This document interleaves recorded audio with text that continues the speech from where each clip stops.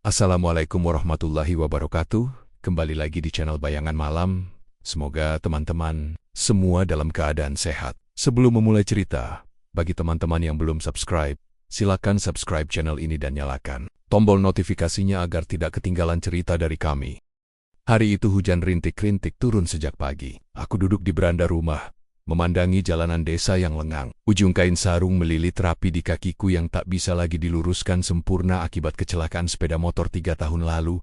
Sejak lulus SMA 2 bulan lalu, aku hanya menjadi penghuni setia rumah kecil kami di ujung gang bersama ibuku yang sudah renta. Aku tahu, dengan kondisi tubuh seperti ini, dunia kerja tidak terbuka lebar untukku. Aku pernah mencoba melamar kerja di toko sembako di pasar, tapi ditolak halus dengan alasan butuh tenaga yang gesit. Gesit, sebuah kata yang terasa seperti hinaan bagi seseorang dengan kaki pincang sepertiku. Sinta, suara nyaring itu datang dari ujung jalan. Aku menoleh. Seorang perempuan bertubuh ramping dengan dandanan menor berjalan cepat ke arahku. Sepatu haknya berdetak keras di atas paving yang basah. Aku langsung mengenali sosok itu. Lisna, teman SMP sekaligus tetanggaku, yang kini jarang pulang. Aku berdiri perlahan, bertumpu pada tembok. Kamu jarang kelihatan sekarang. Kemana aja? Tanyaku. Lisna tertawa sambil memelukku singkat. Bau parfumnya menyengat, menusuk hidung, kerja keliling, nyanyi di acara-acara. Laris manis pokoknya. Nyanyi, keningku mengernyit. Iya, dangdutan. Aku udah masuk grup orkes namanya New Melati Nada. Tiap minggu bisa dapat 3-4 job. Kadang lebih kalau musim manten. Aku diam. Dalam hatiku ada rasa iri yang tak bisa kutepis. Bukan iri pada kemewahan atau gemerlap panggung, tapi iri pada kejelasan arah hidup. Lisna punya penghasilan, punya kesibukan, sementara aku setiap hari hanya berkutat dengan sapu, cangkul, dan kompor. Melihatku terdiam, Lisna mengangkat alis. Kamu mau ikut, Sinta? Maksudmu ikut manggung? Jadi penyanyi juga? Ya, nggak usah takut. Tinggal nyanyi, goyang dikit, gajinya lumayan. Memang nggak gede, tapi lebih baik daripada diam di rumah terus. Aku menggeleng cepat, mana bisa aku, Lis. Aku pincang. Jalanku nggak normal. Malu aku. Lisna justru tertawa. Sinta, sekarang itu bukan soal sempurna atau enggak. Suara kamu bagus loh. Dulu aja tiap ada lomba nyanyi, kamu yang dipilih sekolah. Mesolek hoki. Orang kalau udah goyang dangdut, mana peduli soal itu. Lagian di panggung kamu bisa diam aja kalau nggak bisa gerak banyak. Yang penting suara dan gaya. Nanti aku bantu dandananmu biar menarik. Perlahan, aku menunduk. Kodekat. Lisna mengalir seperti bujukan manis yang menggoda. Aku ingat betapa senangnya dulu kalau disuruh nyanyi di kelas. Mungkin benar, meski hanya jadi penyanyi kampung, itu lebih baik daripada jadi pengangguran. Bayarannya berapa? Tanyaku pelan, masih ragu. Ya tergantung acara. Kadang 50.000 rupiah. Kadang Rp 100.000. Kalau cuma dikasih satu lagu ya kecil, tapi lumayanlah buat beli beras, beli sabun. Kalau ada saweran dari penonton bisa nambah. Kadang malah lebih gede dari bayaran tetap. Aku menggigit bibir, terdiam cukup lama, hingga akhirnya berkata lirih. Kalau ibuku tahu, dia pasti melarang. Dia paling gak suka aku keluyuran malam-malam. Lisna menepuk bahuku. Bilang aja bantu kerja orang. Nanti, pelan-pelan kamu kasih tahu. Lagian gak harus malam kok. Ada juga yang siang. Ayo, Sinta, gak usah ragu. Minggu depan ada acara nikahan di desa sebelah. Cuma 2 lagu, kamu bisa coba dulu. Kalau nggak cocok ya berhenti. Tapi kalau cocok bisa lanjut. Aku menatap langit yang mulai mendung pekat. Aku tahu, tawaran itu mungkin bukan hal besar di mata orang lain. Tapi bagiku, yang tak punya banyak pilihan, itu seperti secercah cahaya. Baiklah, kataku akhirnya. Aku coba dulu. 1 minggu setelah obrolan itu, Lisna kembali datang ke rumah. Wajahnya terlihat sumringah. Aku yang sedang menyapu halaman segera menoleh dan menyeka peluh dari kening. Jadi, Sinta, hari ini kamu ikut manggung ya? Ujar Lisna sambil melepaskan helm. Aku mengangguk pelan. Tapi bajuku cuma itu-itu aja. Lis, gak ada yang bagus buat dipakai nyanyi. Lisna melirik pakaianku yang lusuh dan penuh tambalan halus di ujung lengan. Dia tersenyum maklum. Tenang aja, gak usah mikir soal baju. Nanti kita akalin. Yang penting kamu tampil percaya diri. Sore itu, aku dibonceng Lisna ke rumah kos temannya, salah satu anggota grup dangdutnya. Di sana, sudah ada beberapa penyanyi lain yang sedang berdandan. Suasana ruangan penuh dengan bau hairspray, suara tawa renyah, dan denting peralatan make up. Lisna duduk di depan cermin kecil, memulas alisnya, lalu menoleh ke arahku yang duduk kikuk di pojokan. Sinta, Sini, aku dandani, wajah kamu manis. Cuman perlu dipoles dikit. Dengan cekatan, Lisna merapikan alisku, mengoleskan bedak dan lipstik, serta meminjamkan anti-aging plastik berbentuk bulat besar. Aku hanya membawa satu setelan baju terbaikku, kebaya sederhana, warna ungu yang sudah pudar dan rok hitam panjang yang bagian bawahnya sedikit sobek, tapi sudah dijahit ulang oleh ibuku. Baju ini nggak terlalu mencolok ya? Tanyaku gugup, memandangi bayanganku di cermin. Lisna tersenyum sabar. Nggak apa-apa. Pertama kali manggung kamu nggak harus heboh. Nanti kalau udah punya tabungan, beli baju yang lebih meriah. Setelah dandanan kami selesai, rombongan orkes segera berangkat menuju desa tetangga. Kami naik mobil bak terbuka, penuh dengan alat-alat musik dan beberapa penyanyi lainnya. Aku duduk di antara dua kotak speaker besar, menggenggam tas kecilku arat-orat. Sesampainya di lokasi, suasana pernikahan sudah meriah. Para tamu undangan makan di bawah tenda, sementara panggung kecil berdiri di samping rumah mempelai. Aku menelan ludah saat melihat penonton yang mulai duduk berbaris mayoritas laki-laki dengan tatapan usil. Aku takut, Lis, bisikku pada Lisna yang duduk di sampingku. Tenang aja, kamu cuma nyanyi satu lagu, anggap aja latihan, jawabnya menenangkan. Satu persatu penyanyi tampil. Mereka mengenakan gaun mencolok dengan belahan tinggi, goyangan berani, dan suara lantang. Penitent bersorak, uang saweran berterbangan. Aku hanya bisa menunduk, merasa seperti daun kering di antara bangga-bunga yang sedang mekar. Ketika akhirnya Mick memanggil namaku, aku berdiri perlahan. Kakiku yang pincang membuat langkahku tak mantap, tapi aku tetap maju. Musik dangdut klasik mengalun dari speaker. Aku memejamkan mata sejenak sebelum mulai bernyanyi. Suaraku terdengar merdu, tapi gemetar. Aku tak bisa banyak bergoyang seperti penyanyi sebelumnya, hanya berdiri di tempat. Sesekali melambaikan tangan ke arah penonton, tapi suara penonton tak seramai tadi. Tak ada saweran, tak ada sorak-sorai. Mereka hanya menonton datar. Beberapa bahkan sibuk berbincang sendiri. Selesai lagu pertama, Mick langsung menyela dan memanggil penyanyi berikutnya. Aku turun panggung dalam diam. Lisna menepuk bahuku lembut. Lumayan untuk pertama kali, katanya, berusaha menghibur. Namun, aku tahu, suaraku kalah, penampilanku kalah, goyanganku nyaris tak ada. Aku bukan siopo-siopa di panggung itu. Setelah acara selesai, pengurus membagikan amplop kecil untuk masing-masing penyanyi. Aku menerimanya dengan rasa penasaran. Saat ku buka, isinya hanya selembar uang. 50.000. Hatiku ngilu, bukan karena jumlahnya, tapi karena kenyataan. Aku tak dianggap. Aku hanya numpang lewat di panggung itu. Tak diingat, tak dikagumi, dan yang paling menyakitkan, tak diberi kesempatan kedua malam itu. Dalam perjalanan pulang di atas bak mobil yang berguncang, aku menatap langit gelap dengan mata basah. Lisna yang duduk di sampingku sesekali menoleh. Kamu kecewa ya? Aku mengangguk pelan. Aku sadar aku nggak cocok di dunia ini, Lis. Lisna menarik napas. Bukan kamu nggak cocok, kamu cuma belum ngerti caranya. Dunia panggung itu kejam. Sinta, kalau kamu nggak bisa mencolok, ya kamu ditinggal. Tapi bukan berarti kamu harus nyerah. Banyak penyanyi dulu juga kayak kamu. Awalnya dianggap remeh, lalu bangkit karena nggak nyerah. Tapi aku bukan mereka, jawabku lirih. Lisna menggenggam tanganku. Sinta, kamu punya suara bagus. Itu modal paling penting. Tinggal cari cara biar orang perhatikan kamu. Entah dari dandanan, gaya, atau cara menarik perhatian. Aku ya, kamu bisa.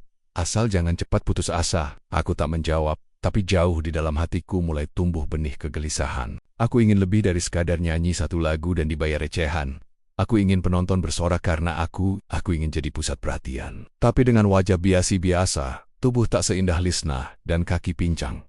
Mungkinkah itu terjadi? Melam. Itu aku pulang ke rumah dengan langkah pelan. Aku membuka amplop kecil dan meletakkannya di atas meja. Ibu yang duduk di kursi rotan menoleh dan bertanya, "Dapat berapa, Nat?" 50.000, Bu. Ibuku hanya tersenyum tipis. Lumayan buat beli minyak goreng, tapi bagiku, itu tak cukup. Sama sekali tidak cukup. Hati yang dulu penuh rasa rendah diri, kini mulai berubah menjadi ambisi. Aku tahu aku tak punya daya saing jika hanya mengandalkan suara dan tampang biasa-biasa. Tapi aku juga tahu, dunia ini penuh jalan pintas. Dan aku mulai bertanya-tanya, apakah jalan pintas itu bisa jadi milikku? Sejak manggung hari itu, aku tak bisa tidur nyenyak. Bayangan panggung itu terus menghantuiku. Penonton yang acuh, suara yang tak dihargai, dan amplop tipis berisi uang receh yang seakan menggalok-galok harapanku. Aku ingin kembali manggung, tapi bukan untuk jadi pengisi sela yang dilupakan. Aku ingin penonton berteriak karena aku, bukan karena orang lain. Pagi itu Lisna datang lagi ke rumah. Aku yang sedang menyapu halaman langsung memulai pembicaraan. Tanpa basa-basi.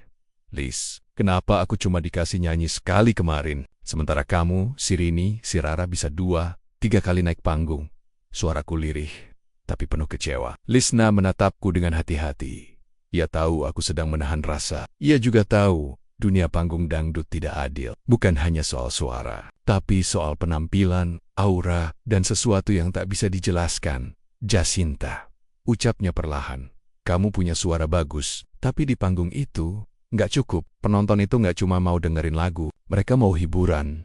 Mau hal yang bisa menggoda mata. Panggung itu bukan rumah ibadah, Sinta. Itu tempat para pemain sandiwara. Aku diam, menunduk, menatap jemariku yang mulai kasar karena kerja rumah tangga.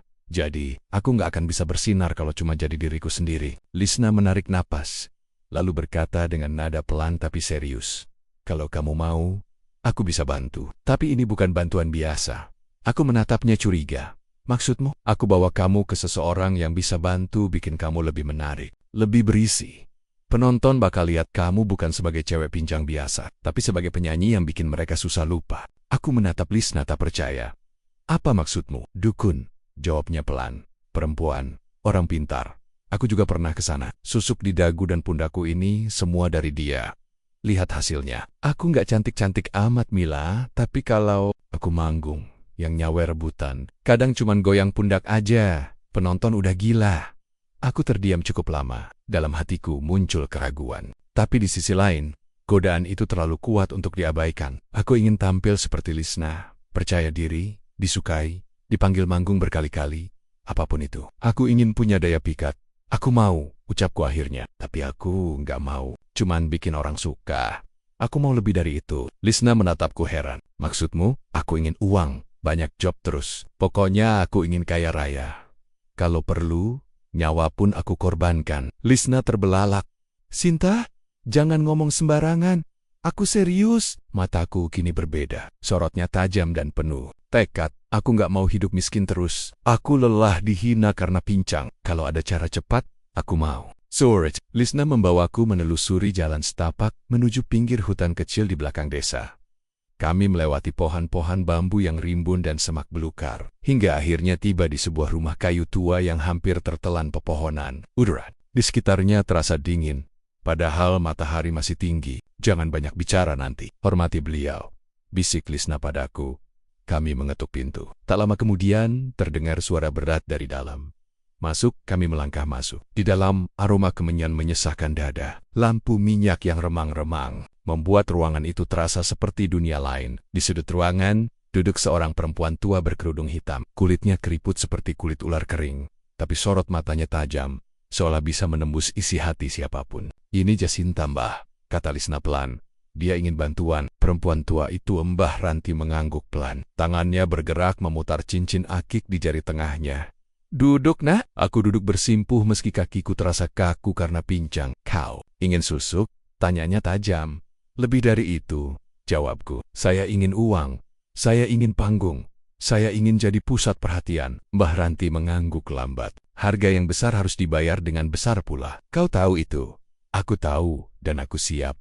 Bahkan kalau harus menumbalkan orang. Lisna terperanjat, tapi aku tetap menatap Mbah Ranti tanpa gentar.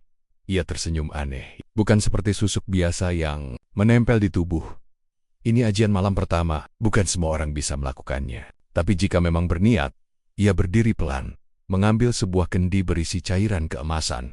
Baunya langsung menyengat. Aku merasa tubuhku sedikit bergetar, tapi aku tetap diam. Mbah Ranti mulai menggambar simbol-simbol aneh di lantai tanah menggunakan kapur merah, lalu menaburkan bunga 7 rupa di sekelilingnya. Kau harus datang lagi besok malam.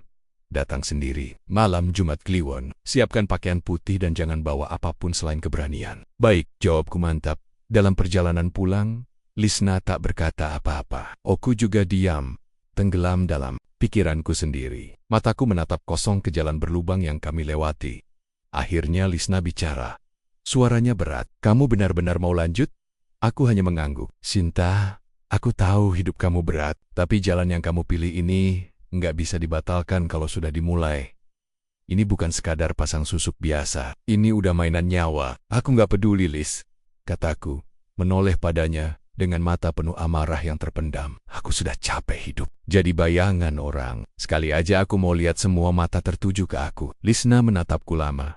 Lalu ia menunduk, merasa bersalah. Ia tak tahu bahwa niat awalnya untuk membantuku kini berubah menjadi pintu menuju sesuatu yang lebih gelap. Sebelum tertidur, ketika aku berbaring di ranjangku yang reot, aku tak memikirkan apapun selain satu hal. Aku akan jadi bintang. Apapun harganya, malam yang ditunggu datang perlahan. Udara menjadi dingin dan kabut tipis mulai merayap dari semak-semak. Aku berjalan sendiri ke rumah Mbah Ranti, mengenakan gamis putih dan sandal jepit. Langkahku pincang tapi teguh. Sesempengnya di rumah kayu tua itu, pintunya sudah terbuka. Lilin-lilin menyala di sudut ruangan dan aroma kemenyan kembali menyesakkan dada. Mbah Ranti berdiri di tengah ruangan, mengenakan jubah hitam panjang. Di lantai, simbol-simbol aneh telah digambar dengan darah ayam yang masih segar. Selamat datang, Jacinta, suaranya terdengar dalam dan serak. Kau sudah siapkan hatimu? Aku mengangguk. Saya siap, Mbah. Bagus. Maka malam ini kau akan lahir kembali. Ia mengeluarkan kendi tanah liat besar, isinya cairan kekuningan yang pekat, berbau amis dan logam. Aku diminta melepaskan bajuku. Hanya menyisakan kain tipis membalut tubuhku. Aku berdiri di tengah lingkaran simbol itu, sementara Mbah Ranti mulai menuangkan cairan ke tubuhku. Dari kepala, dada, punggung, hingga kaki, kulitku terasa panas, lalu dingin, lalu perih seperti ditusuk-tusuk jarum halus tak kasat mata. Tapi aku tak mengeluh. Aku membiarkan semua cairan itu meresap ke dalam pori-poriku. Di antara aroma anyir, aku mencium wangi bunga melati dan bau tanah basah campuran aneh yang membuat kepalaku sedikit pusing. Setelah tubuhku dilumuri, Mbah Ranti memberi isyarat agar aku masuk ke ruangan belakang sebuah bilik kecil berdinding bambu. Di dalamnya ada sebuah bak mandi besar dari batu, dipenuhi air dan bunga 7 rupa yang mengambang di permukaannya. Kau harus berendam sampai fajar. Jangan keluar.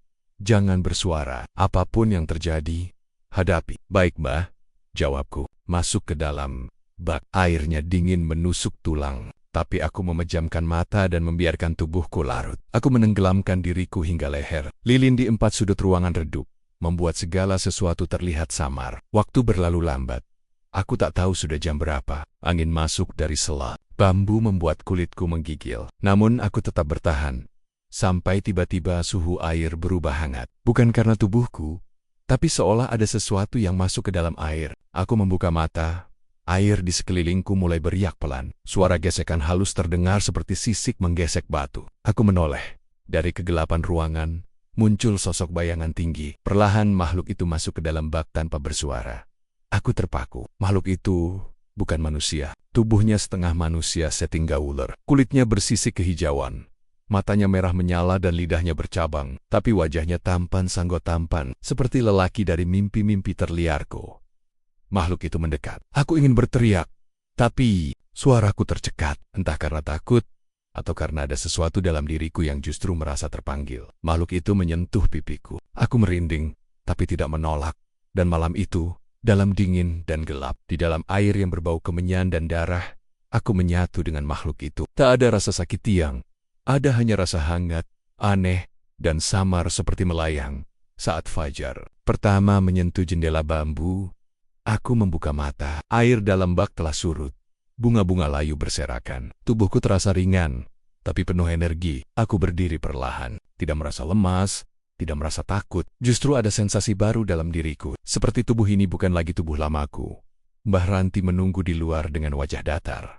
Kau telah selesai. Susukmu bukan sekadar penarik perhatian. Sekarang tubuhmu adalah lelaki yang menyentuhmu akan merasakan nikmat yang tak bisa dijelaskan, tapi juga akan membayar mahal. Aku hanya diam. Setiap kali malam pertama denganmu, rezekimu akan datang. Tapi ingat, susuk ini bukan tanpa harga. Kau akan terikat sampai hari kematianmu. Aku mengangguk. Mataku tidak lagi penuh tanya. Aku telah memilih jalanku. Malam itu bukan hanya tubuhku yang berubah, tapi juga jiwaku. Pagi harinya, matahari bersinar malu-malu di balik kabut tipis. Aku berdiri di depan cermin kecil di kamarku, memandangi wajah yang dibingkai rambut setengah basah. Tidak banyak yang berubah secara kasat mata. Kulitku tetap sawo matang, hidungku masih kecil dan datar, dan mataku masih menyimpan bekas kelelahan. Tapi, aku tahu ada yang berbeda bukan pada wajahku, tapi pada sorot mataku. Sejak malam itu, malam yang membuat tubuhku menyatu dengan makhluk dari alam lain. Aku merasa tubuhku bukan lagi tubuh yang sama. Aku lebih ringan saat bergerak, lebih mantap saat melangkah, dan lebih menggoda. Entah kenapa, saat aku berjalan ke pasar untuk membeli beras, beberapa laki-laki yang dulu tak pernah melirikku, kini menyapaku dengan ramah. Bahkan seorang pemuda pengantar gas sempat menawariku tumpangan tanpa ku minta. Aku hanya tersenyum samar. Tak menjawab, tak menolak. 3 hari kemudian, telepon jadul di rumahku berdering. Suara dari seberang adalah pemimpin orkes kecil di desa tetangga, orang yang pernah menolak aku beberapa bulan lalu. Sinta, kamu bisa nyanyi di acara sunatan hari Minggu. Kita butuh yang punya suara halus dan bisa tarik penonton. Rini Lo, keluar kota. Kamu bersedia? Aku tersenyum kecil. Tentu, Pak, saya bersedia. Itu hanyalah awal. Sejak hari itu, tawaran manggung datang bertubi-tubi. Bukan hanya dari desa tetangga, tapi juga dari kecamatan lain. Bahkan beberapa grup orkes saling berebut jadwal agar aku mau tampil bersama mereka. Yang membuat mereka terkejut, bukan hanya suaraku yang memang merdu dan tenang, tapi daya tarikku. Aku kini hanya perlu berdiri di panggung, sedikit menggoyangkan bahu, dan penonton langsung ramai. Saweran berterbangan. Bahkan beberapa penonton tampak tak berkedip, seperti terhipnotis. Lisna memperhatikan semua itu dari balik panggung. Ada kegelisahan yang perlahan tumbuh dalam dirinya. Mila, kamu sekarang bener-bener jadi primadona ya? Gumamnya suatu hari. Mencoba tersenyum. Meski dalam hatinya, aku tahu ia merasa jauh tertinggal. Aku menjawab ringan. Aku cuma memaksimalkan apa yang aku punya. Terima kasih, Lis. Tapi aku tahu. Lisna sadar ini bukan sekadar soal bakat atau usaha. Auraku telah berubah. Bukan sekadar percaya diri, tapi seolah menyimpan sesuatu yang asing. Mataku seringkali terlihat kosong setelah manggung. Naman senyumku menyimpan bahaya. Malam itu, setelah tampil di hajatan besar di lapangan desa Randusari, aku duduk di kursi belakang panggung sambil menghitung uang saweran yang dikumpulkan anak-anak kecil selama aku tampil. Segepok uang pecahan 2.000-an dan 5.000-an ada di pangkuanku, belum termasuk amplop dari panitia. Seorang pria mendekat, sekitar 35 tahun, mengenakan batik lengan pendek dan celana bahan. Aku pernah melihatnya beberapa kali berjoget di dekat panggung. Namamu Jacinta ya? Tanyanya. Aku menoleh, menyimpan sebagian uang ke dalam tas kecil. Iya. Bapak siapa? Saya Taruna, usaha alat bangunan di Pringgobayan. Suaramu tadi luar biasa, goyangmu lain dari yang lain. Ia tersenyum menyeringai lebar. Aku memandangnya dengan tatapan penuh perhitungan. Matanya terlihat haus, penuh hasrat, dan aku tahu aku bisa memanfaatkannya. Enggak langsung pulang kan, Mas? Tanyaku dengan nada lembut. Aku capek banget, pengen rebahan sebentar. Tapi rumahku jauh. Taruna menelan ludah. Aku tak menunggu jawaban. Aku berdiri, merapikan rambutku yang sedikit acak, menatapnya dengan tatapan setengah tertunduk lemah. Tapi mengundang kalau Mas Taruna bisa anterin aku ke tempat yang nyaman. Aku bisa kasih kenangan indah malam ini. Bisikku nyaris tak terdengar. Taruna langsung setuju. Kami menginap di penginapan kecil di tepi jalan. Ruangan sempit, ranjang berderit, dan lampu temaram. Tapi itu cukup. Aku meletakkan tasku, menatap wajah Taruna yang semakin tak sabar. Malam itu, tubuhku bersatu dengan tubuh lelaki itu. Aku tidak takut, tidak jijik. Yang kurasakan adalah gelombang hangat yang membuncah dari dalam tubuhku. Seolah ajian itu hidup, mengatur setiap gerakan, setiap bisikan, setiap tatapanku. Taruna seperti orang kesurupan. Wajahnya merah, napasnya berat, dan matanya tak bisa lepas dariku. Kami menyatu hingga larut malam. Menjelang fajar, aku bangun lebih dulu, duduk di tepi ranjang, menatap tubuh Taruna yang tergeletak tak bergerak. Matanya masih terbuka, tapi tak ada fokus di sana. Aku menyentuh dadanya. Tak ada detak, hening, dia mati. Tubuhnya dingin, aku tidak panik. Aku hanya berdiri, mengambil pakaianku perlahan, lalu membuka tas kecil. Di sana, tumpukan uang saweran dari semalam bertambah, bahkan lebih banyak dari yang kuingat. Dan di bawah selimut, kutemukan 3 lembar uang ribuan yang tak pernah kulihat. Sebelumnya, senyumku mengembang pelan. Aku keluar dari penginapan sebelum ada orang lain yang bangun. Angin pagi menyapu rambutku. Kaki pincangku tetap terasa, tapi langkahku ringan. Aku merasa puas. Sejak malam itu, aku tahu satu hal. Ajian di tubuhku bukan sekadar susuk. Ia adalah kekuatan pemikat sekaligus pemusnah. Dan aku siap menggunakannya. Lagi, malam telah berlalu dengan hening yang aneh. Tidak ada suara jangkrik, Tidak ada dengus napas berat, hanya gumaman samar dari angin yang menyusup lewat celah-celah dinding penginapan tua itu. Aku sudah bangkit sebelum fajar menyingsing. Duduk di tepi ranjang, mengenakan kembali gaun tipisku, dengan gerakan lambat, penuh perhitungan. Taruna masih terbaring, matanya setengah terbuka, seolah belum sepenuhnya sadar dari dunia mimpi. Aku menatap wajahnya sejenak, napasnya cepat dan berat. Pelipisnya berkeringat dingin, tapi aku tidak bertanya. Aku tahu apa yang akan terjadi. Tanpa suara, aku mengambil tas kecilku dan berjalan keluar dari kamar. Langkahku pelan, meski pincangnya tetap tampak jelas dalam cahaya lampu lorong yang temaram. Petugas penginapan masih tertidur di balik meja resepsionis, membiarkanku lewat tanpa curiga. Udara subuh masih dingin, kabut tipis menyelimuti jalanan. Aku memeluk tubuhku sendiri bukan karena dingin, tapi karena sensasi aneh yang mengalir di balik kulitku. Panas yang merayap perlahan. Ajian itu hidup dalam diriku. Dan malam ini, aku telah menyelesaikan persembahan. Pertamaku, sesampainya di rumah, aku langsung masuk ke kamar. Ibu masih terlelap di ruang depan. Aku membuka selimut di ranjangku, dan di sana, di balik lipatan kasur tua yang sempit, segepok uang telah menanti. Pecahan ribuan dan 5 ribuan tersusun rapi seperti baru ditarik dari laci mesin kasir. Aku terdiam, menyentuh uang itu pelan, lalu memejamkan mata. Aroma amis samar masih melekat di ujung jariku. Tapi tak ada rasa takut, tak ada rasa bersalah. Yang ada hanya satu hal, kepuasan. Sementara itu, di penginapan tempat Taruna menginap, seorang petugas akhirnya mendengar suara keras dari kamar. Ia mengetuk pintu, namun tak ada jawaban. Ia mengetuk lebih keras, lalu mencoba membuka gagang. Pintu tidak dikunci. Begitu pintu terbuka, petugas itu langsung berteriak. Taruna tergeletak di ranjang dalam posisi setengah duduk. Tubuhnya kaku, matanya membelalak. Mulutnya berbusa, keringat membasahi tubuhnya, dan kulitnya terlihat pucat kebiruan. Warga pun segera berdatangan. Polisi dipanggil, ambulans datang, tapi semua sudah terlambat. Dokter jaga hanya bisa menggeleng. Serangan jantung mendadak, tapi anehnya tidak ada riwayat sakit. Umurnya masih muda, gumam dokter sambil mencatat. Polisi bertanya pada pengelola penginapan siapa yang terakhir terlihat bersama korban. Petugas menunjuk seorang perempuan yang datang malam sebelumnya berpakaian putih, rambut panjang, dan jalannya agak pincang. Namanya Jacinta, ujar petugas. Dia yang datang sama korban, tapi subuh tadi dia pulang sendiri. Ke bawah kemeja, Taruna cepat menyebar. Di Kampunia, keluarga Taruna menangis histeris. Ia adalah tulang punggung keluarga, pengusaha muda yang sedang berkembang. Tidak ada yang percaya. Semalam ia masih terlihat sehat. Bahkan sempat mengunggah foto di media sosial foto saweran bersama penyanyi dangdut di panggung. Randusari, Lisna yang mendengar kabar itu di pasar langsung merasa punggungnya merinding. Ia menelan ludah. Wajahnya pucat. Ia tahu siapa yang menemani Taruna malam itu. Tanpa menunggu lama, Lisna segera bergegas ke rumahku. Ia menemukan aku sedang menjemur pakaian. Wajahku tenang seperti biasa, bahkan lebih berseri dari biasanya. Sinta, Lisna menghampiriku, mencoba menahan gemetar dalam suaranya. Kamu tahu kabar Taruna? Aku menoleh pelan. Aku tersenyum tipis, meninggalkan Lisna yang mengerutkan dahi. Kamu nggak kaget? Aku dengar tadi pagi dari tetangga, katanya. Mungkin takdirnya begitu, jawabku pelan.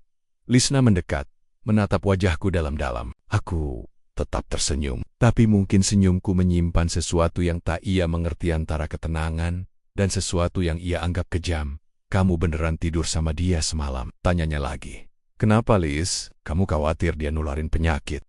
Aku terkekeh pelan. Lisna terdiam sejenak, lalu berkata dengan suara yang hampir seperti bisikan, jangan main-main sama nyawa. Mila, aku tahu kamu udah jalani ajian itu, tapi ini udah lewat batas. Aku menoleh tajam padanya. Aku nggak maksa siapapun, Lis. Mereka yang datang, mereka yang mau. Aku hanya jadi perantara. Perantara buat siapa? Desaknya.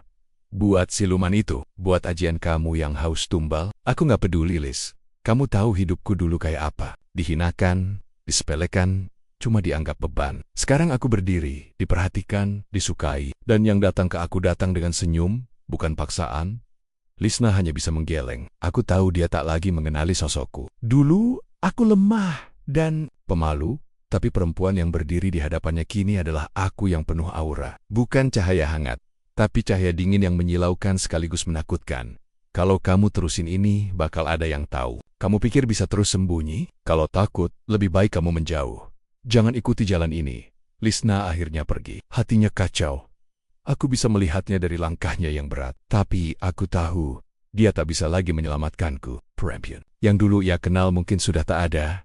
Aku kembali masuk ke kamar, membuka laci dan memandangi tumpukan uang di sana. Jumlahnya bertambah lagi pagi ini. Entah dari mana datangnya, tapi selalu begitu setiap kali ada yang mati setelah bersamaku, uang itu muncul. Aku mengelus helayannya, lalu berbisik lirih, seolah berbicara pada makhluk tak kasat mata yang kini menghuni tubuhku. Siapa berikutnya? Malam menjelang. Gelap turun seperti tirai hitam dari langit. Angin dingin membawa aroma tanah basah dan bunga melati entah dari mana. Aku berdiri di depan cermin, memakai bedak tipis. Kali ini aku kenakan kebaya putih ketat dan kain batik yang membentuk lekuk tubuhku. Mataku tajam, bibirku merah darah. Di balik penampilan ini, tersimpan bara yang diselimuti sutra. Di luar, suara sepeda motor mendekat. Darto datang, umurnya 40-an, 2 anak, 1 istri yang setia. Tapi seperti lelaki kebanyakan, ia mudah goyah. Ia tak bisa menolak pesonaku. Dulu dia hanya memandangiku dengan iba karena aku pincang. Tapi kini, sekali pandang saja, ia terpikat. Kami tak ke penginapan. Aku mengajaknya ke kebun belakang rumah kosong dekat sawah. Di bawah pohon jati tua, sudah ada tikar, lampu minyak, dan selimut lusuh. Suasananya sunyi, hanya jangkrik dan lolongan anjing yang sesekali terdengar. Aku duduk, merapikan rambut, lalu menoleh padanya yang mulai gelisah. Kamu yakin nggak takut istrimu cari? Darto tertawa kecil. Kalau udah lihat kamu lupa semuanya, istriku, anakku, hilang semua dari kepala. Aku tersenyum samar, mataku dingin. Aku sudah tahu, akhir cerita malam ini. Kami menyatu. Darto tak sadar. Pelukannya malam itu bukan cuma padaku, tapi juga pada kematian yang menunggu di balik semak. Ketika semuanya selesai, ia rebah di atas tikar. Napasnya berat. Aku duduk di sampingnya, menatap bulan pucat di langit. Angin bertiup. Ciba-ciba. Jeritannya menggema. Ia menggaliat. Tangannya menekan betis kiri. Aku menoleh cepat dan melihat ular hitam keunguan menjalar ke dalam semak. Darto kejang, mulutnya berbusa, tubuhnya bergetar, lalu diam, nafasnya lenyap. Matanya membelalak.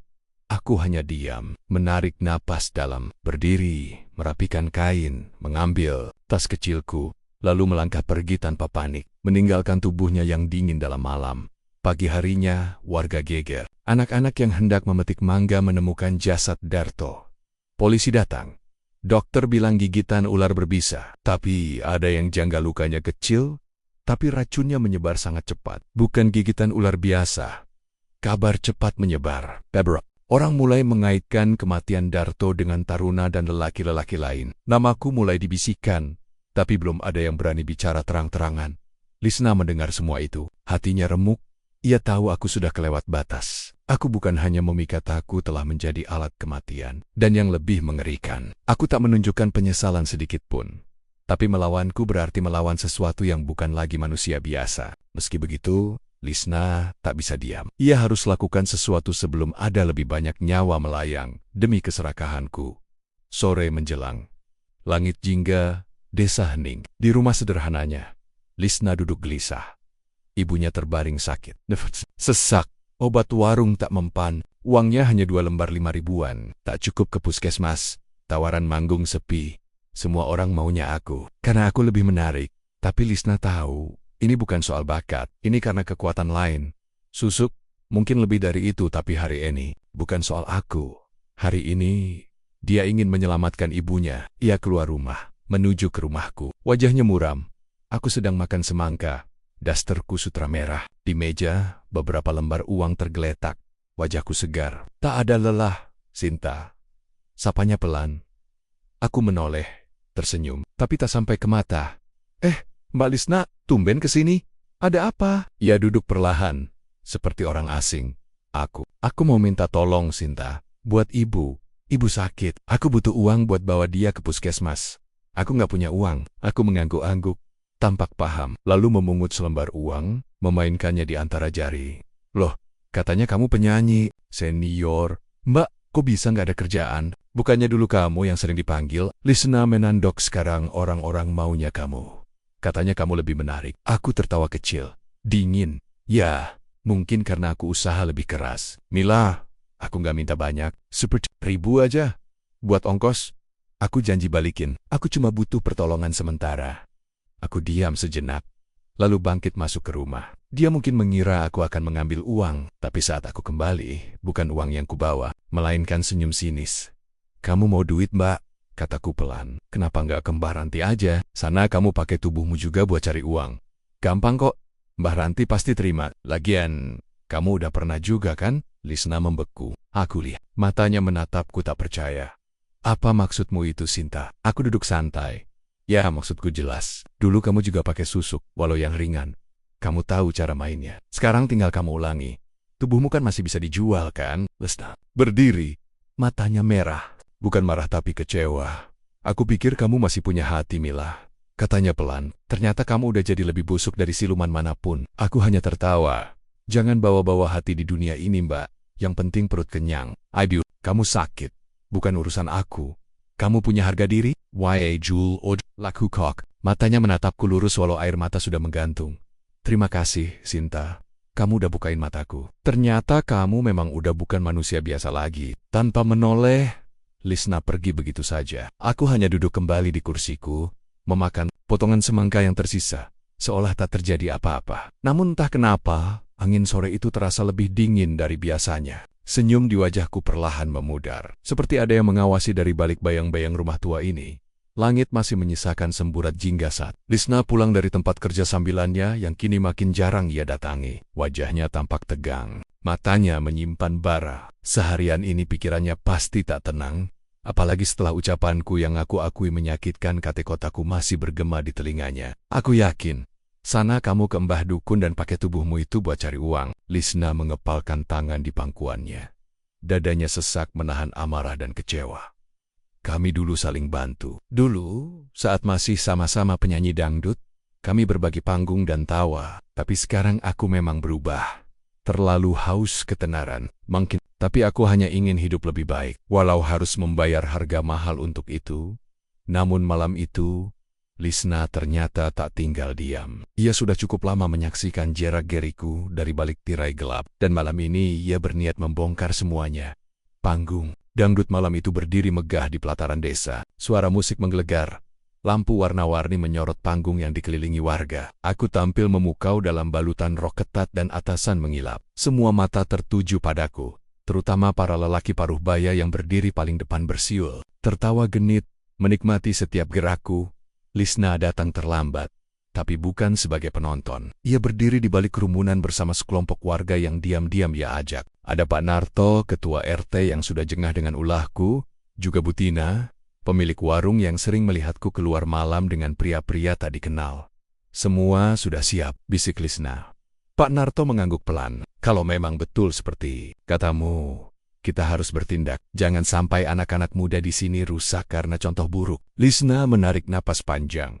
Matanya menyala oleh semangat. Malam ini kita bongkar semua. Sekitar pukul 11 malam, acara dangdut mulai mereda. Aku turun dari panggung, menyeka keringat, lalu melirik lelaki berjaket kulit yang sudah menungguku. Di sesi kami pergi tanpa banyak bicara, menembus gang gelap menuju kebun pisang di belakang balai desa tempat biasa kami bertemu. Tanpa sorotan mata siapapun, Lisna dan rombongannya membuntuti kami. Beberapa membawa obor, bukan hanya sebagai penerang, tapi simbol perlawanan. Malam itu, rupanya bukan hanya aku yang akan diadili, tapi juga kebusukan yang selama ini kusembunyikan.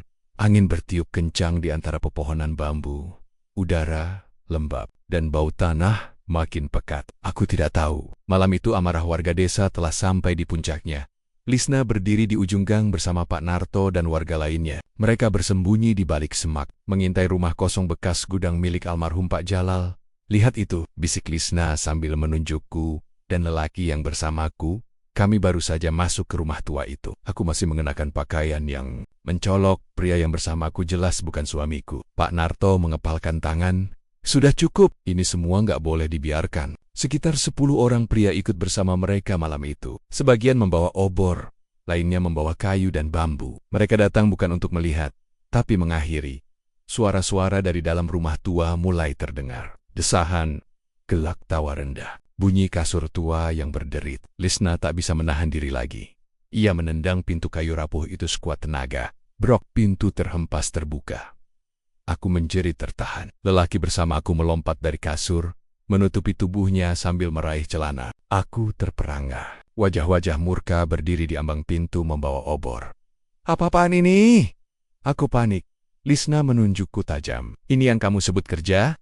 Ini yang kamu lakukan setelah turun dari panggung? Menjual tubuhmu di rumah kosong. Aku berdiri, menutupi tubuh dengan selimut kusam. Bukan urusan kalian. Aku butuh uang, hidupku susah. Tak ada yang tersentuh. Pak Narto melangkah maju. Sudah cukup. Kamu bukan hanya merusak dirimu sendiri, tapi juga mempengaruhi anak-anak muda di desa ini. Namamu jadi contoh buruk. Seseorang berteriak dari belakang. Bawa ke balai desa. Tapi masa sudah murka. Randy, salah satu pemuda, melangkah maju. Percuma dibawa ke balai desa, Pak. Dia sudah keterlaluan. Banyak anak muda rusak karena dia. Berapa rumah tangga yang dia ganggu. Aku menangis. Tubuhku gemetar. Tapi tangisku tak mengubah apa-apa. Beberapa warga menyeretku keluar. Lisna mencoba menahan. Tunggu, jangan main hakim sendiri. Kita bisa. Teriakannya tenggelam. Bakar saja. Biar jadi pelajaran. Teriak seseorang. Obor dilempar ke rumah tua. Api mulai menjilat dinding yang sudah dilumuri minyak tanah. Aku menjerit, memohon ampun. Lelaki bersamaku kabur dalam gelap. Tak ada yang mengejarnya. Semua amarah terpusat padaku. Aku meronta. Tanganku terikat. Ampun, tolong. Aku salah. Aku nggak mau mati. Api menjalar cepat. Asap mengepul tinggi. Semua orang mundur. Tapi tak satu pun menolong. Mereka hanya menatapku di tengah kobaran api. Lisna berdiri di kejauhan. Air matanya jatuh. Dia tak pernah berniat memfitnah. Dia hanya ingin membuka mataku dan mata semua orang. Tapi malam itu berubah menjadi tragedi. Jeritanku melemah. Tubuhku mulai gosong terbakar. Warga hanya diam. Beberapa menunduk. Lainnya menatap tanpa ekspresi. Api melahap semuanya tubuh, dosa-dosaku, dan sisa harga diri yang dulu pernah diagung-agungkan. Beberapa jam kemudian, rumah tua itu tinggal puing dan abu. Bau daging terbakar bercampur dengan kayu hangus. Lisna masih berdiri di tempat yang sama. Kakinya lemas, pikirannya kacau. Pak Narto menepuk pundaknya. Maafkan kami, Lisna. Aku tahu kamu cuma ingin membuka mata semua orang. Tapi kemarahan warga nggak bisa dikendalikan. Lisna hanya mengangguk pelan. Matanya kosong. Aku cuma ingin dia berhenti menyakiti orang lain. Aku nggak minta dia dibakar. Pak Narto menarik napas berat. Kadang, kebenaran memang datang dengan harga yang mahal. Terlalu mahal. Lisna menatap sisa bara yang masih menyala pelan. Dalam diam dia tahu bahwa malam itu ia menang, tapi kemenangan itu terasa pahit. Karena nyawa telah menjadi taruhannya.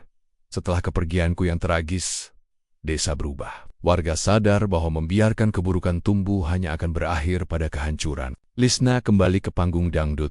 Kali ini dengan cara yang lebih terhormat dan bermartabat. Ia jadi simbol perubahan penyanyi yang bukan hanya bersuara merdu, tapi juga membawa keberanian melawan kebusukan.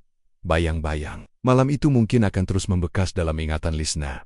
Tapi ia tetap melangkah. Karena ia tahu, kebenaran kadang harus ditegakkan dengan risiko besar. Dan dari tragedi inilah semua orang belajar arti menjaga harga diri, batas moral, dan keberanian untuk bersuara saat yang benar diinjak-injak. Tapi keadilan harus ditegakkan dengan cara yang bijak, karena keadilan tanpa kendali bisa berubah menjadi kezaliman baru.